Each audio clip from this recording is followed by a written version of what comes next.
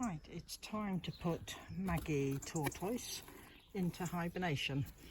I've been and got her out of her run this morning, and I've just weighed her. So she's all in her box. Say good night, Maggie. See you in the spring. I'll put her in her box. Put my straw over the top.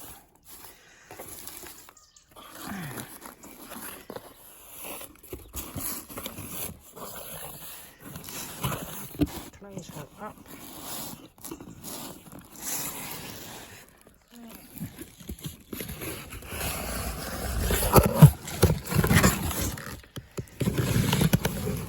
And we go and put her away.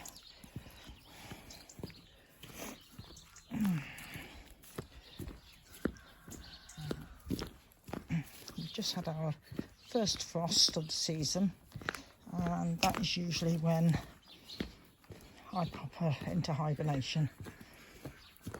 She has her own run and home down the end of the garden, but in winter, okay, let's take her in here. Over winter she will hibernate here in the bottom of the fridge.